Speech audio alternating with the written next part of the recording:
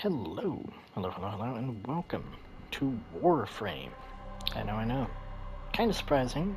I mean, just considering all the games that I'm known to play, I don't think most of you would have expected Warframe, if anything, to be on that list, and typically, you would be right. But one of my friends bribed me into playing this game so he would play the fishing game with me, and he has upheld his bargain, so I've been playing this. If you couldn't tell, considering I'm Prime Inward. If you don't know what a Prime is, it's a slightly stronger version of a base character. Anyway, right now we are doing something called a Kuva farm. Actually, so fun fact, if you're in a solo mission like this, you can pause it. And where's music? There we go. Confirm.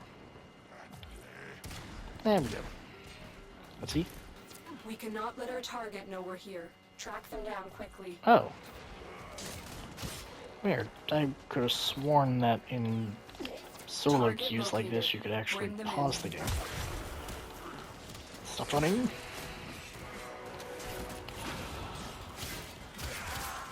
Okay, so. Oh. Rude. So what we're doing right now is we're playing on the Cassini map on Saturn on this capture mission. Success. The captive is safe. Because this mission is almost guaranteed every time you do it to have this. A map, well not a map, but a event that happens once you get the capture that summons some good old-fashioned new buddies. Which actually, whether we complete it or not, is all random. Just considering our speed right now. There's a heavy unit approaching. Oh, no, we got it. Inform the queens we have found their subject. Yeah, so basically, every time we can actually do this, here you are. Hey, what do you got? The Kraken. A fun gun. I kinda want to get a Kraken, but I'm trying to unlock the Kuva Nucor, which, as you might have seen already, I already have. But I have a kind of bad-ish variation of it, and I don't have all the parts I need to make it, like, fully operational yet. But I'm getting there. Also, you might wonder, hey, came now. How much progress do you have in this game to be this far ahead? You have a Prime Warframe, you're trying to get meta weapons and stuff. I'm like 3 weeks into this game. I've played it, to my dismay, almost every day, because I'm trying to get to the point where I'm not a hindrance to my friend. Because in a fishing game you can't really be a hindrance. You know, you're fishing. I mean, what's the worst you can do? I'll be honest, one time, he genuinely scared me in that game. It got me good, too. Like, oof. Because he was standing there, right, off to my side, and I was just sitting there jigging. And I thought he was running around doing his own missions to, like, get some money to get, like, a new rod or something. And he starts asking me, like, hey, where is all the stuff you're at? I should probably check my drones.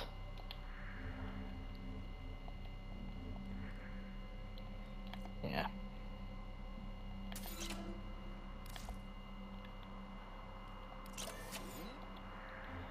Yeah, I got 2 places that I can send drones to. And they're giving me everything but what I want. I know. It's getting really frustrating. Anyway, back to it. Also, if you're in solo mission, you can't leave the map screen. Kinda sad, but oh well. We're gonna do this for probably 30-40 minutes, depending on if I get the weapon or not. Because that's the one thing that kind of bothers me about this game. It's a lot I mean a lot, of RNG. You found a target. Capture them quickly before they escape. York. Also, I guess while we're doing this farm, I can tell you about Ember a little bit, the character I've been playing. The captive back at base. Your part is done here, Tenno.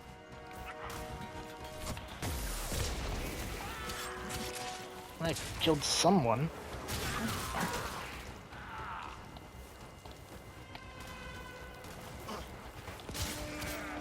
Who are these people and where are they? Like paint.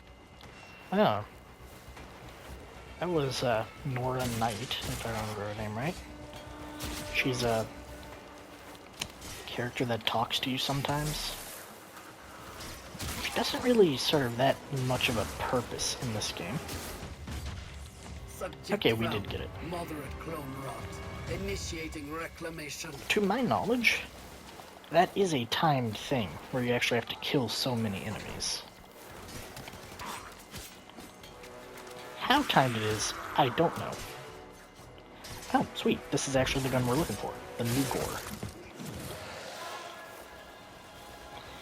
And now that we killed that thing, we leave. You are Queen Chosen, soldier.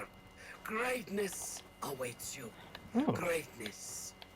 Or perhaps Do I get an onion? death. I'm detecting a large security force heading your way. It's the Grenier. Yep. Oh. We have just... Ow! Stay focused. There's a heavy unit approaching. We have just unlocked ourselves what is called a Kuva Lich, which is a fun little character. Which, once we eventually kill our Kuva Lich, I'll be honest, this was a lot faster than I expected it to be, only 7 minutes.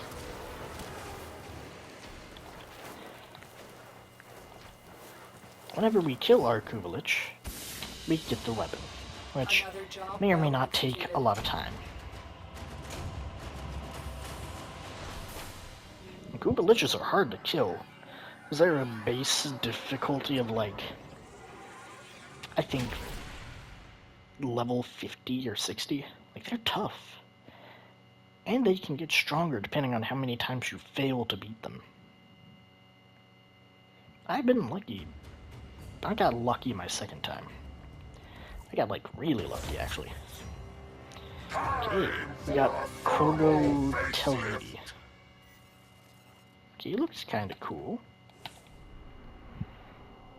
Yeah, where is he? Probably Earth. Yes, there he is. Your little lich is coming up in the world, Tenno. I'm alive. Oh, yeah, you look really cool. But we get a bad new core. No idea what you have brought Because the one I'm currently using is a magnetic. Apparently, if you can get yourself a new core of a heater magnetic new core that is over 40%, that's like bare minimum. Yeah, so not really great. We can farm some of these, I guess. Let's put it on public first before we have to do that. But, yeah. At the... Oh, yeah, my rewards. I don't know what that is. You keep being you, dreamers.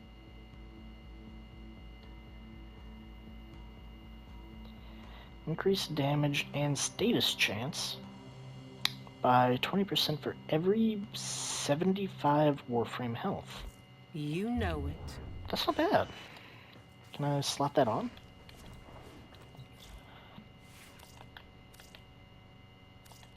Ah, wrong buttons. It should pop up in new, shouldn't it? No, it was definitely gold. Do y'all remember what it was called? Not combat discipline. It was...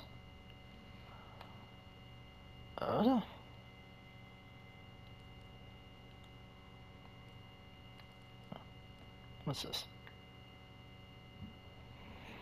That's pretty cool.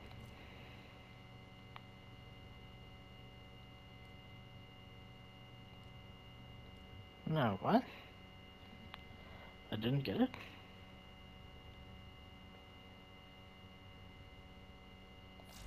Is it a weapon frame?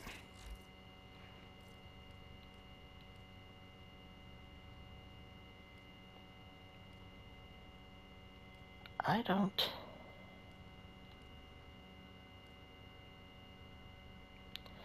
don't see the mod. This? Oh, it actually is. No? Oh, nope, yep, there it is. Critical merciless gunfight.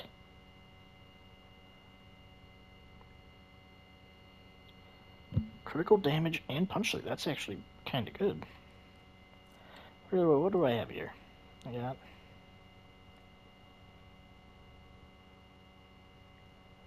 It's a really good one.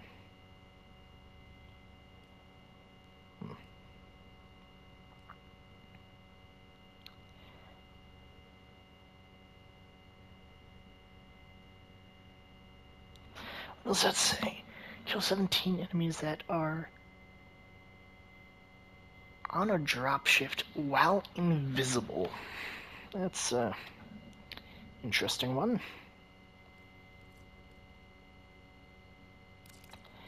I will switch out Magnum Force, because that crit chance and punch through will help out a good little bit. Now our critical damage is sitting at 5.4, which isn't a lot better, but it does mean more crit in general. And plus, this isn't the new core we want to keep. So anyway, let's get into it, see if we can't get lucky with some of these. So basically, defense is really what you want to do for these, from what my friend told me, is go for fast missions that are relatively easy. So no excavation, no survival, no a lot of things. Our position has been compromised. Defend the cargo until reinforcements arrive. Go ahead The Grenier and buff ourselves. deteriorate over time. Is that what makes them violent?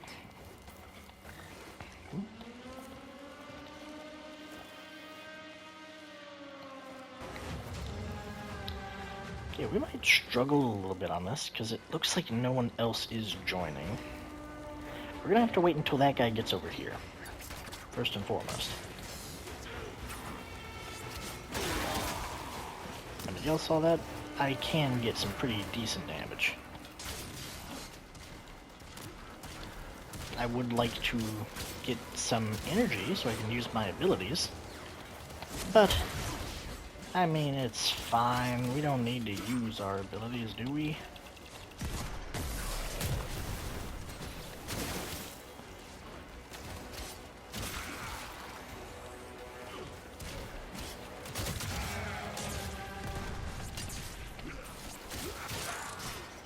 Okay, I might not be able to keep this thing alive.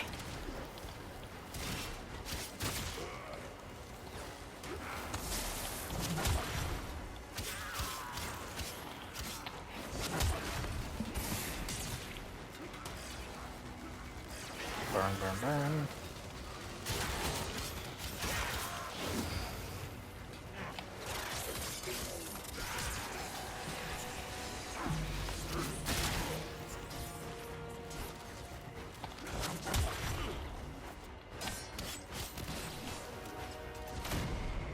We're dead.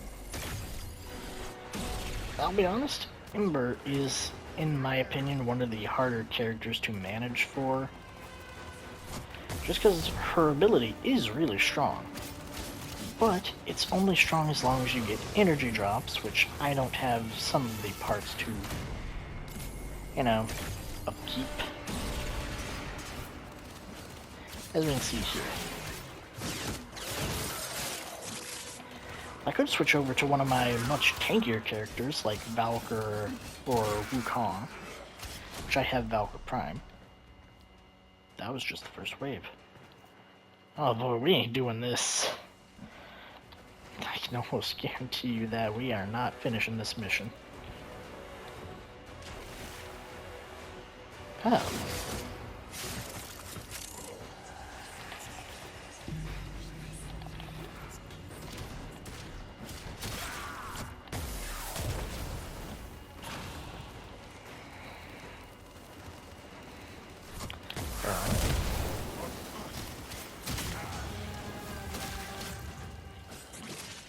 Okay. Stop attacking this thing. Please.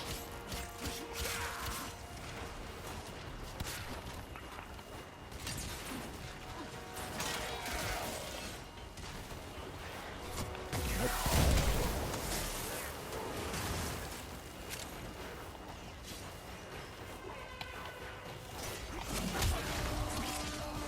Let's go ahead and... Come on. You just check what I did? No. Add whatever you are.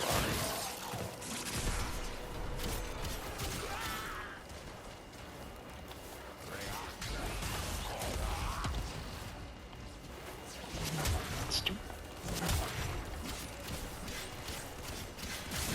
Die, please. Thank you.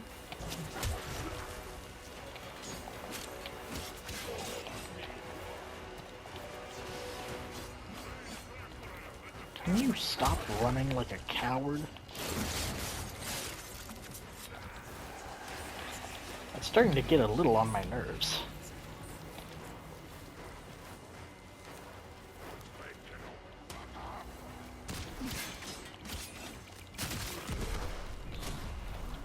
Okay, that's another wave cleared. Did I actually turn on the, like, public mode?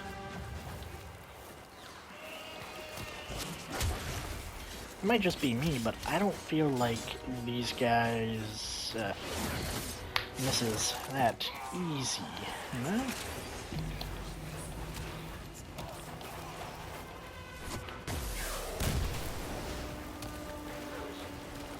Okay, not bad, not bad. Not a fight.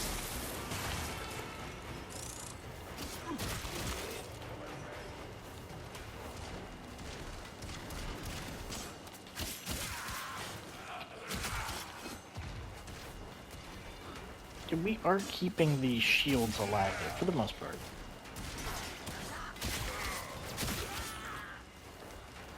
Maybe not at the most effective level, but we are keeping it up. We have a good little chunk of armor that we are working with. Okay, I also get 3 early access strikes. Oh, there.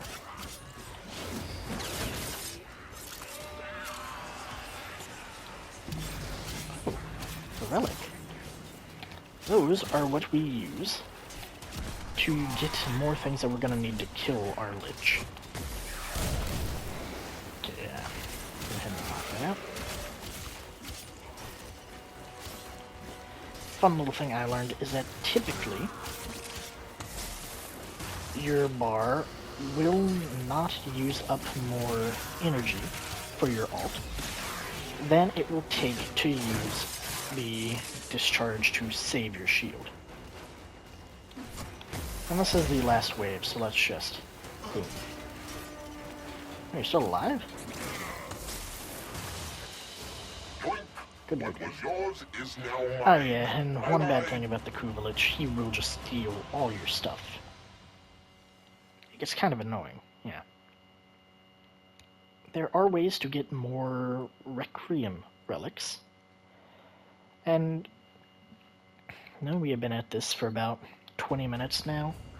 I think it's about time we switch from the actual, you know, farming for Kuva junk, yada yada yada, to explaining a little bit more. So first off, here are my frames. They're pretty cool. I just recently got Nyx, so they're unprepared. So far, I didn't like protein. I really didn't. I'm waiting to sell her off for some Indo, I believe. I've been really enjoying Valkyr, Wukong. Ember has been really fun, though she is a lot harder to play than those two.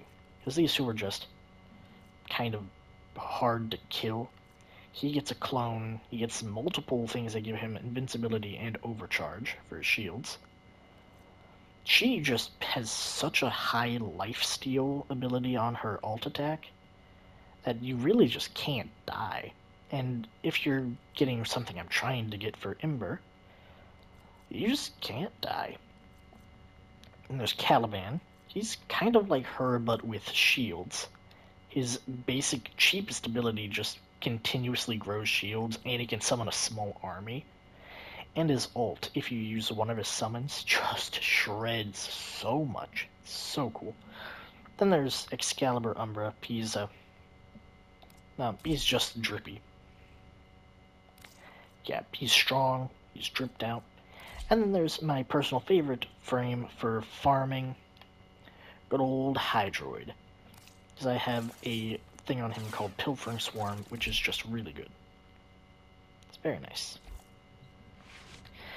But, outside of that, we have, let's see, what should we do? Okay, so, here's the crafting table. You can either search for the items you want to craft through the multiple different things, or you can just go to Ready to Craft and craft things out of there. Like, I'll be honest, a lot of the things I can craft right now, I don't really want to, just because I can craft the heck. Why not? Because it's not too expensive, but things like this, the Mios, the Prova and the Sirius, Siberius, whatever it's called, I don't want to make just because they cost Forma, and Forma is very expensive for me right now. I understand to some people it's not too crazy expensive, and it just takes a lot of time to make, unless you get lucky and find it on your own. Then, what else? Oh yeah, the map. This map is really annoying. You start on Earth. From Earth, typically you're going to go to Mars or Venus. Typically, I say do whatever gets you to Saturn the fastest. Because I'll be real honest with you guys, Saturn has been my most played planet for a while. So yeah, from Earth, go to Mars, Deimos, Jupiter, and Saturn. Because you will have to make your way to all these different planets at some point for your main missions and stuff. You will. It's undeniable, you will have to do it at some point. But, here's the fun stuff. To do that, you have to do specific missions relating to each planet. Some of them are very basic tutorial stuff. And then you have to fight a little boss, which is a Warframe, at the end, which, why they're trying to kill us, I don't know. Because I've been getting a lot of my knowledge about this game from what I've barely been able to scrap together myself, and what my friend tells me. Because he's a bigger nerd of this game than I am. Like, oof. It's a lot. But, it's very interesting. I still have to do...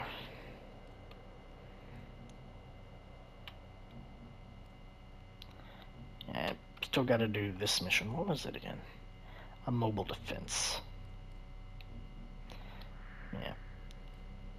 It wouldn't be too... I should probably do that sometime. Because once I do, I can unlock the void. I can knock out all these little missions, which aren't too hard. And then yada yada yada, blah blah blah blah blah. You know? Anyway, besides that, the most valuable planet to you is probably going to be Saturn. Because on Saturn, there is, well, obviously Cassini, a great place to get the Kuva weapons, which are really strong, if you can get lucky. And then there's this one down here, Helena, or Helenel. I'll just call it Helena. It is a considerably weak mission because that little number right there, the 21 to 26, that is the weapon and like kind of level scaling, which every base weapon in this game reaches from 0, which is unranked, to 30, which means if you have a Warframe and a weapon that is level 30, you'll smoke everything here. They give a good amount of experience, which means they're really good. You can kill these guys pretty quickly, even with unranked stuff, by the way. Like, they're pretty weak. And considering it's a defense mission, everyone comes to you. It's like at the end of like the high class range of like, it's like, let's go from this over to Uranus. Let's see, there should be a defense mission somewhere.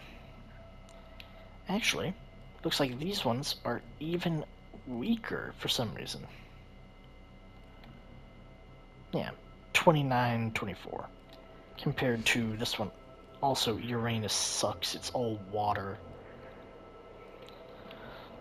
But yeah, 21 to 26, really good range. Considerably weak enemies give decent amounts of XP. This is the farming kind of capital for this whole game. And it's already been nerfed, which is crazy to me. So basically, you come here to farm to level up all your stuff, which I could technically do considering I am rocking a level 21 weapon right now, which is not my main, don't worry. If you saw it earlier, you probably saw that it has nothing on it, which I should probably put, like, something on it, at least. Which let's just, auto-install. There we go. Good enough for me. What did it do? I don't know, I'm not gonna check. But, oh yeah, these. So basically,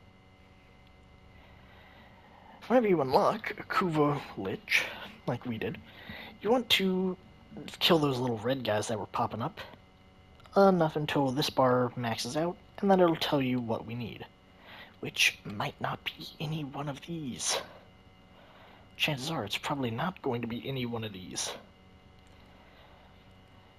Which means, if that is the case, we go over here, check our relics. We're going to scroll down to the bottom, where we have Requiem relics. As you can see, they're under the uncommon category.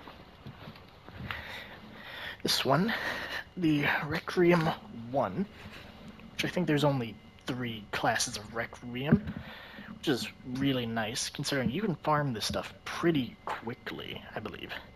I don't remember how, I'd have to ask, but yeah, you know.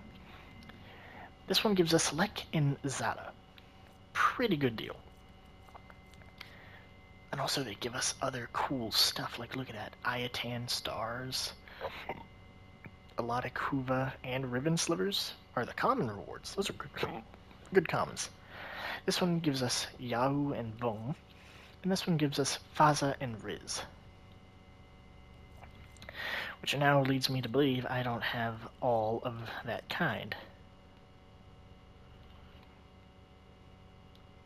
Yeah, there's one more kind of Requiem, which has the Kara and the Netra. Which is kind of a bummer, but oh well. Which, to do this, to open relics, just in general, and also relics are how you get primes.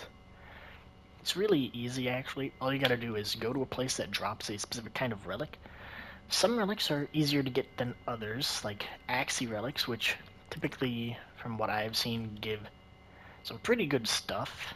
Like here I have someone called Yariel, which I don't have the parts to make, and Sevagoth.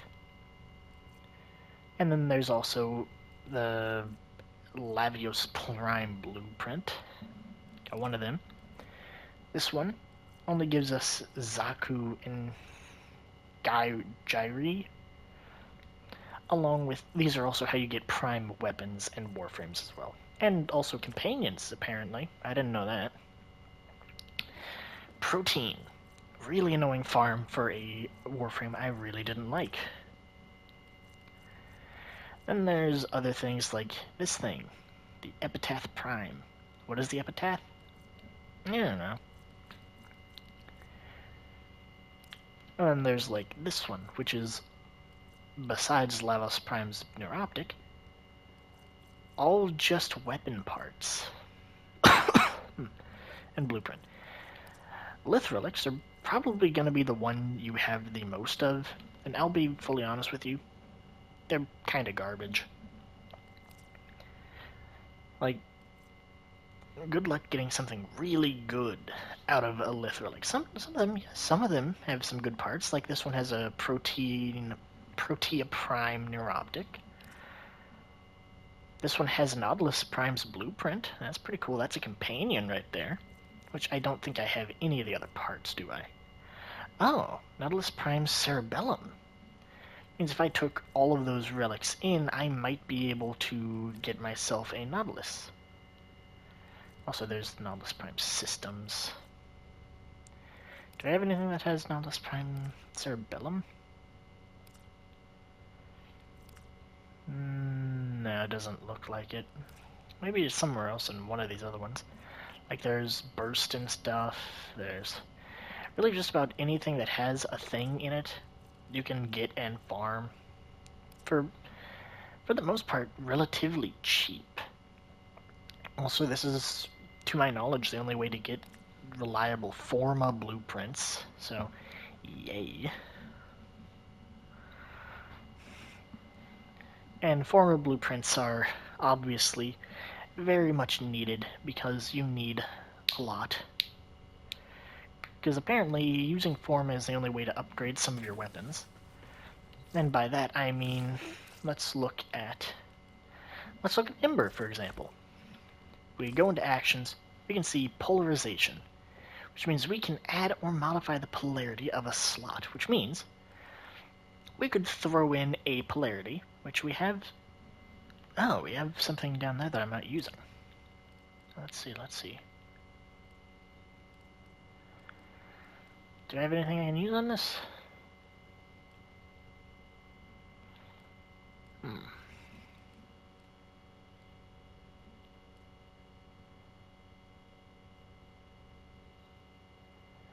Okay, that's already that. I can get rid of that and probably add something in from here.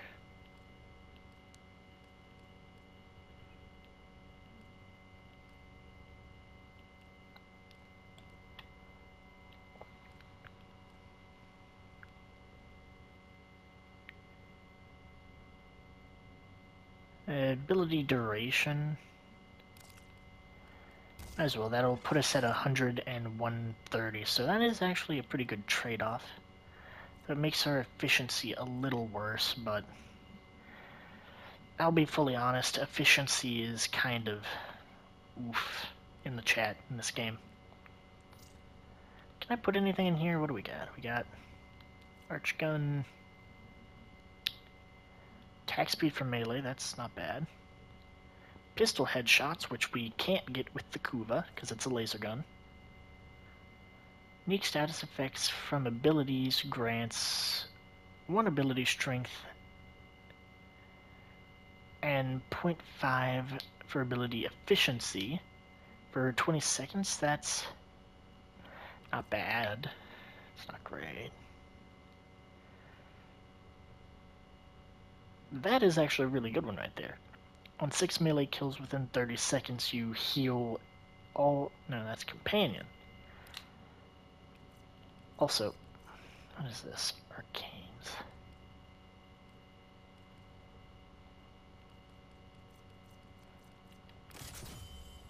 Oh yeah, we shoved it in there. Cool. Also, I'm pretty sure you level them up by having more of them. Like this one, we can... I mean, I'm never going to use this, so I might as well level it up. which gives it rank 2. We get even more armor on the archer guns. Cool. Yeah. Also, I think I got one of the things I needed for you. You don't even have one.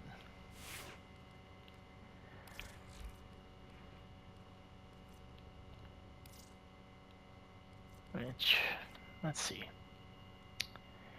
Melee arcane adapter. On melee kill, 35 armor. Oh, on melee kill, plus 35 armor for 10 seconds. That is not bad. On melee electricity status, chance 20% for elemental melee status effects to apply to enemies within 10 meters. Yeah, that's not bad.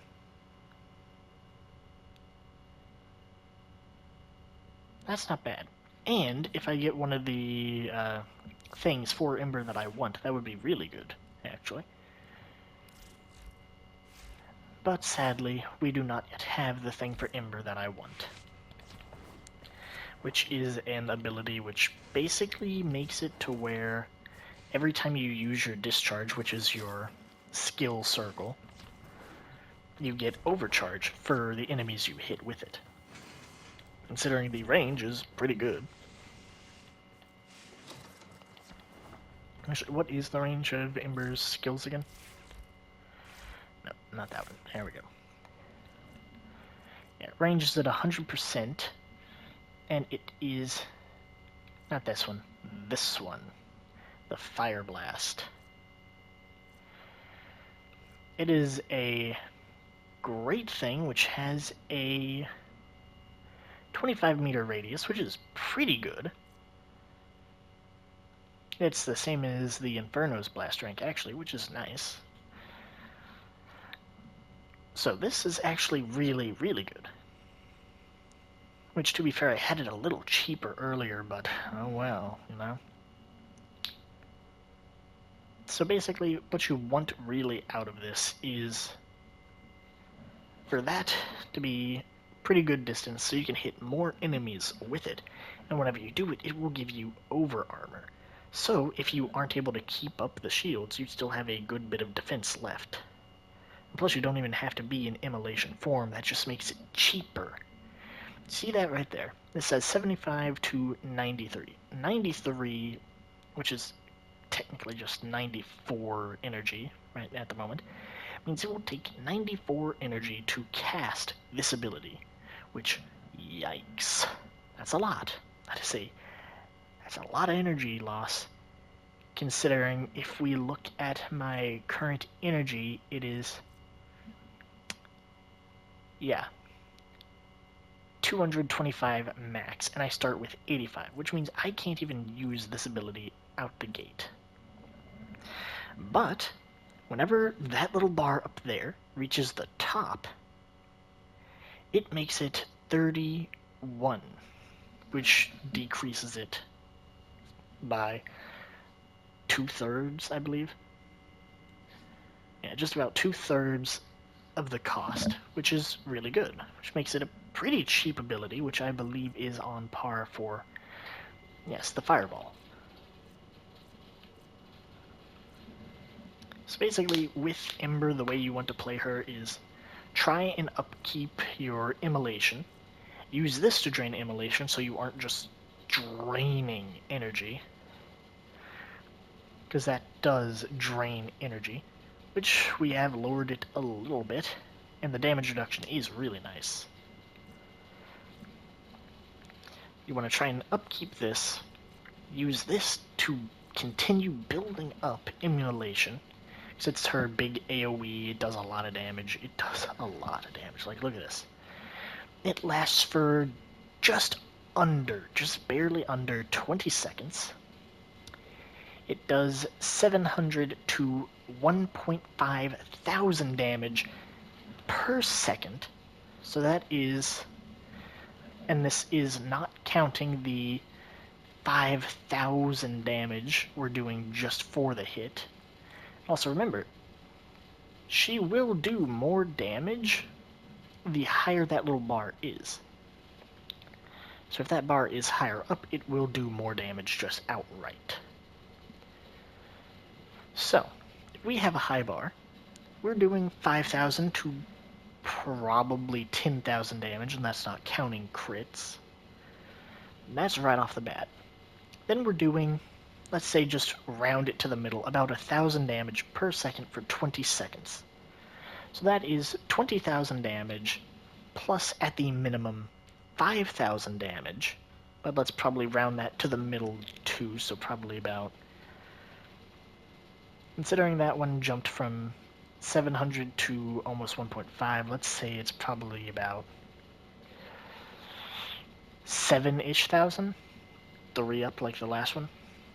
So we're probably getting 7,000 plus 20,000, so 27,000 damage per hit, and that's not counting criticals, which you can easily get off of it,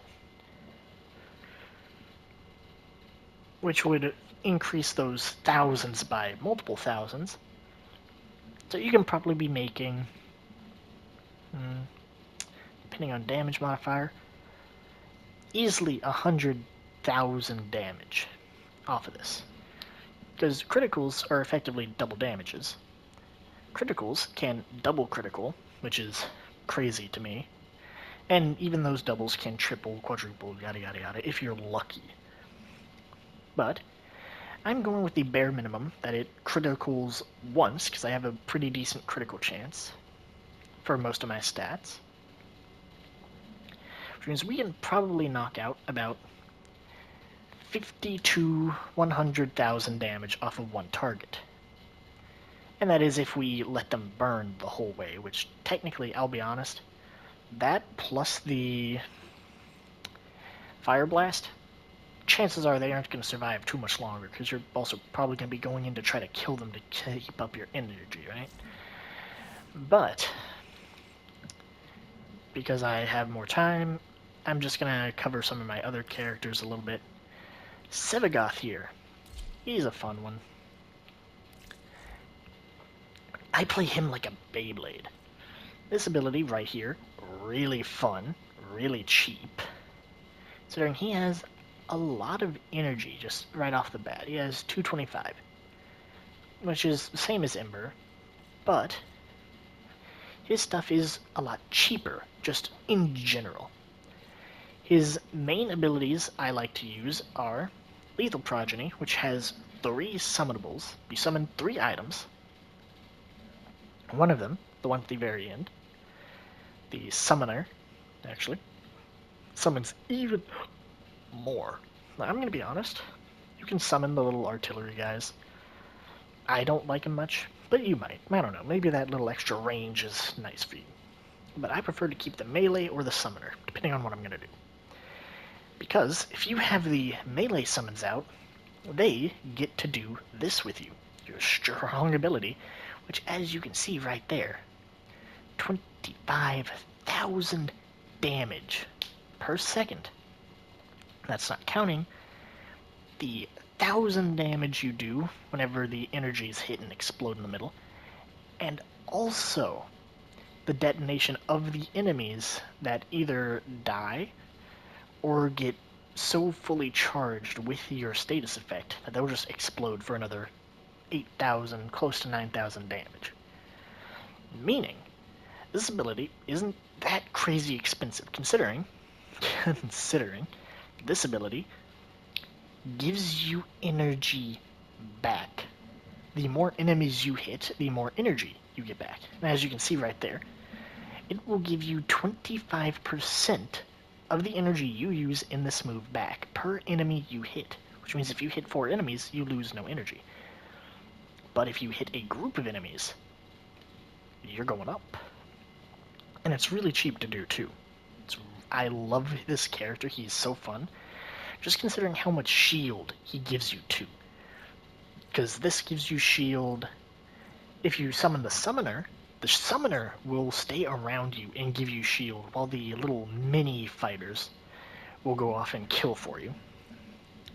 This doesn't give you shield, but it does do a nice little chunk of damage. It stops enemies from attacking, and it makes them, as you can see there at the bottom, 61% vulnerable to all attacks you make. Which means everything you do just got a lot stronger, which is so cool.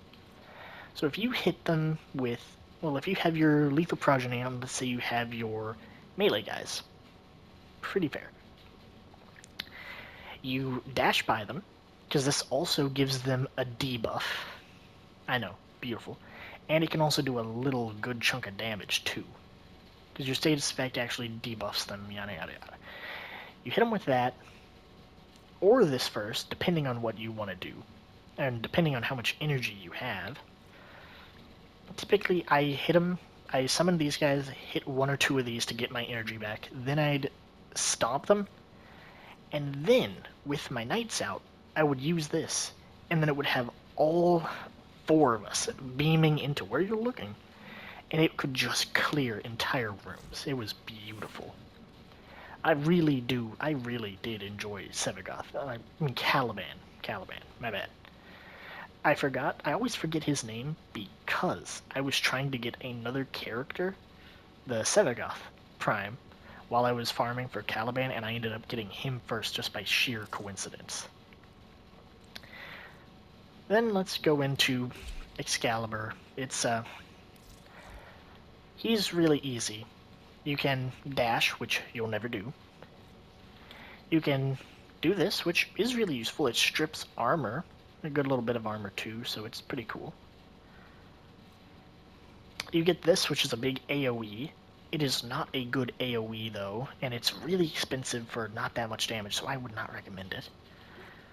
Then you have his Exalted Blade, which, if you see down there, does 400 damage.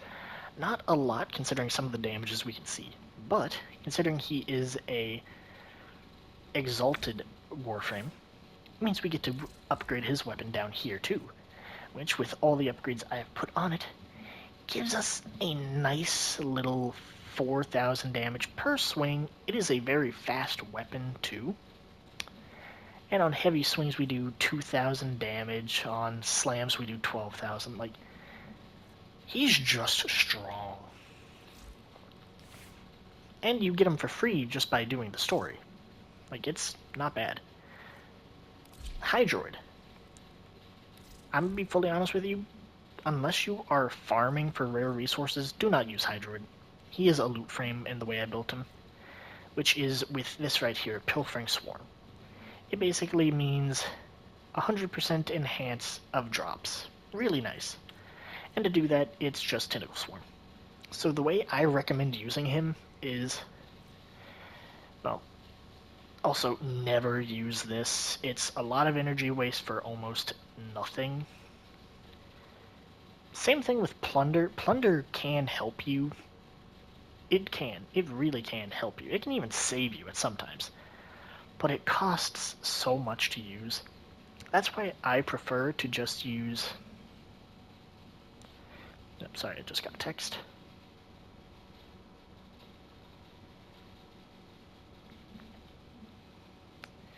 Alright. So, basically, what you're going to want to do for... if you get Pilfering Swarm, which I recommend if you're going to get Hydroid, get Pilfering Swarm. Because he's such a fun frame to play. But really, it's only for these kinds of missions. Defense or places where you know you're going to be standing in one place, like Survival, he shines in with Pilfering Swarm, just because that chance drop, it really helps to keep you alive. In a way, Tentacle Swarm is what the Pilfering Swarm does. Basically makes anything that gets caught or killed by these tentacles drop a lot more. As you see, it doesn't do a lot of damage outright, but it's an ad clear. It pretty much insta-kills most basic mobs. And then if you want, you can also do Tempest Barrage, which is like rain artillery, which is pretty cool. I like it. It's a fun ability, and you will not have more fun than catching like a dozen or so enemies in these things, which you can actually catch 20 at a time. You can catch 20 enemies, then use Tempest Barrage and just watch the... It's like watching the numbers roll in. And then, okay, we covered them. I've covered Ember. I don't know Nyx yet. I haven't played her. I haven't leveled her up at all. Which I need to. I need to do that sometime soon. I'll be honest, I don't like Protein. Protea. I love her name. Also, here's what I made her look like. I made her pink. But she's such a neat character, and she has a high damage potential using her turrets, but she just feels like a buffing frame primarily for other people. And I'll be honest, I don't like being the support in a game like this.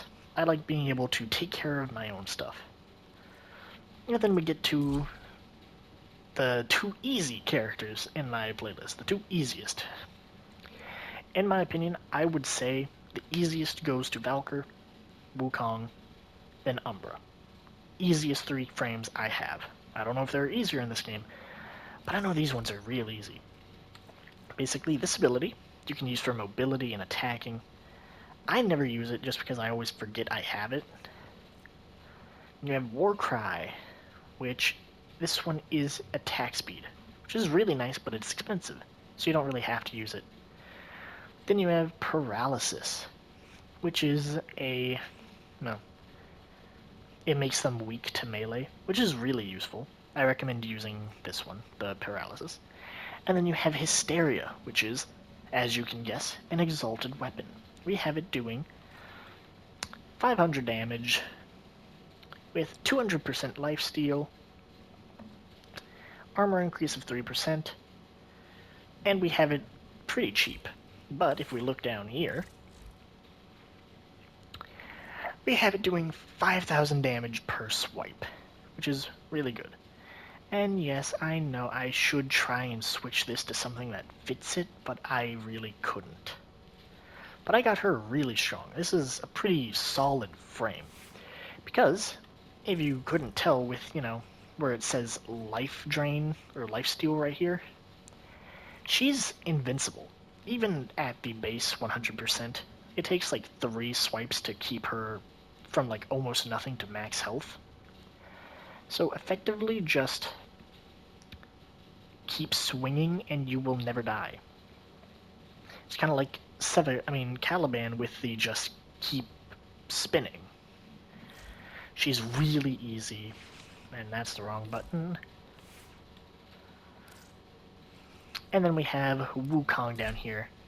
He was my favorite for a while, just because I loved how he operated and moved.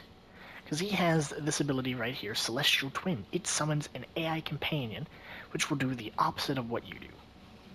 So if you're using a gun, he will use the melee. If you're using the melee, he will use your last equipped gun. So since I have it's not the best Kuva Nucor yet, but it is still a strong weapon. It's probably my best gun I have at the moment. If I have Wukong out, I can have the Celestial Twin rocking the Kuva Nucor, and I can be rocking the melee, and if I get low on health, I can just run off and let him fight. Because he is incredibly cheap to cast. It's beautiful. But then we have his next ability, Cloudwalker. Technically, I'm like 80% sure it's supposed to be like a survival, like you cast it, you become invincible, you get to travel a little bit away. Also, I think it heals you up a little bit, or it's some kind of buff. I don't know. But I kind of just use it for mobility, because, oh boy, can you move fast in that mode. And I don't have an actual speed frame yet, so Wukong is probably my fastest character. It's either him or Caliban. So yeah. Then you have Defy, which makes you immortal. Your twin can do it with you, so you can both do it at the same time. And the more damage you take while you're in that invincible mode, while you're charging up, gives you more overshield. And it's a lot, especially down there, as you can see. The armor duration, I have it lowered a little bit, which isn't great, but it's a pretty cheap move, so you can rock it a good few times. Then especially with that armor multiplier of 3%, which means if I take 100 damage, I would be getting 100 shield, right? And this is not right, but I take 100 damage, I take 100 shield, right? At 3 times multiplier, I'm getting 300 shield. And we're almost out of time, but we're on to the final thing I can actually tell you guys about. Primal Fury, which is summoning his staff, which does 600 damage. It drains energy, but boy is it a good weapon. Because if we now go down to his Iron Staff, we can see that it makes 3,000 damage per hit, and he is very poorly optimized just because I needed to squeeze these in somewhere, you know? I'd probably switch out some of these other ones by now, but you know how it is. But all in all, he's really strong because also, I've forgotten to mention some of these guys have passives. His passive is that he can die 3 times before he actually dies in the trial. And each time he dies, it gives him a special buff. His is the only one that I actually know. I don't remember hers, it's not that important. I don't remember Hydroid's at all. I don't remember his. And I don't remember, actually I know Ember's, it's the more heat that you are doing, the bigger damage buffs you get. Just buffs in general. Well, thank you all for watching. I hope you've enjoyed this episode, which is a bit weird. But, yeah, hope you enjoyed. Have a great day, and I will see you all later. Peace.